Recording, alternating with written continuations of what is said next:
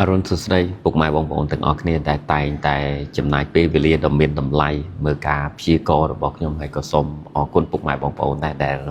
តែងតែមិនអូសរំលងបាទតកតងនឹងតម្លៃមាសបាទមានការប្រែប្រួលបើប្រៀបធៀបពីថ្ងៃម្សិលមិញបាទតម្លៃទីផ្សារអន្តរជាតិថ្ងៃនេះ$4088ក្នុង1អោនបាទតម្លៃលក់នៅទីក្រុងភ្នំពេញមានការកើនឡើងរហូតដល់$2500ក្នុង1គីឡូថ្ងៃនេះគឺលក់130000បាទ$2600ក្នុង1គីឡូបាទតម្លៃគិតជាតម្លឹងបាទ$4973ក្នុង1តម្លឹងបើយើង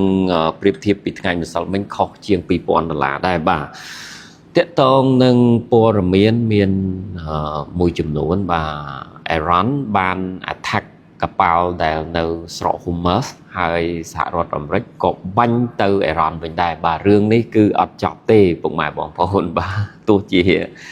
ceasefire deal ក៏ដោយបាទនៅតែដូចខ្ញុំនិយាយចឹងអ៊ីរ៉ានគឺជាប្រទេសមួយដែល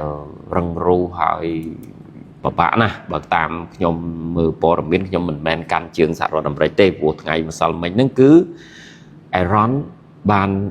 បាញ់ទៅលើកប៉ាល់ដែលនៅស្រុក Hormuz មែនបាទនឹងជាចំណុចមួយដែលធ្វើឲ្យ ceasefire deal ហ្នឹងវាអាចនឹងផុយស្រួយមែនតើបាទ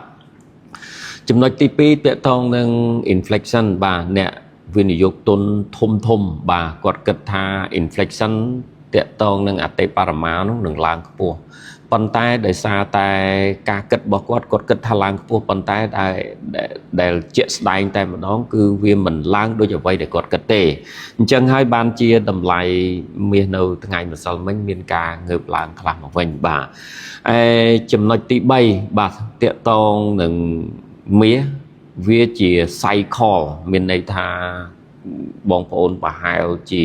យល់ហើយបាទខែ6នេះគឺមិនមែនតែឆ្នាំហ្នឹងទេបាទជារៀងរាល់ឆ្នាំពីយូរពីយ៉ាងមកហើយបាទវាជា history ដែលជារដូវកាលមួយដែលធ្វើឲ្យមាសចុះបាទគឺខែ6ហ្នឹងណាប៉ុន្តែមកដល់ពេលនេះយើងថ្ងៃនេះថ្ងៃទី27យើងនៅសល់តែ3ថ្ងៃទៀតទេអញ្ចឹងយើងនឹងផុតខែតែអាក្រក់មួយនេះបាទដល់ខែ7វានឹងមានវាដូចខែ5អញ្ចឹងវាមានឡើងមានចុះវាល្អមើលជាងខែ6នេះបាទឯចំណែកឯខែ8វាជា season របស់មាសដែលធ្វើឲ្យមាសហ្នឹងជារៀងរាល់ឆ្នាំបាទមនុស្សម្នាបាទរោងចក្រធំបាទក្រុមហ៊ុនធំណា investor ធំបាទគឺ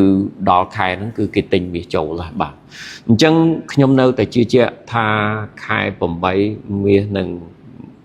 ឡើង100%តែម្ដងបាទអញ្ចឹងសម្រាប់ខ្ញុំសួរថាតើគួរតែផ្ដល់ advice ជូនអតិថិជនរបៀបម៉េចបាទសម្រាប់ខ្ញុំមានន័យថាមាសធ្លាក់នៅក្នុង$4000ក្នុង1អោនឬក៏តម្លៃនៅពេលបច្ចុប្បន្ននេះ$4088ក្នុង1អោនស្មើនឹង1គីឡូ$132,600ក្នុង1គីឡូនេះគឺជាតម្លៃល្អបំផុតហើយបងប្អូនបាទខ្ញុំគិតថាខែ7នឹងមានឱកាសក្នុងការឡើងបន្តិចបន្តួចមកវិញហើយជាពិសេសខែ8គឺឡើង100%បាទគឺសម្រាប់ advice របស់ខ្ញុំគឺជាតម្លៃមួយល្អបាទខ្ញុំ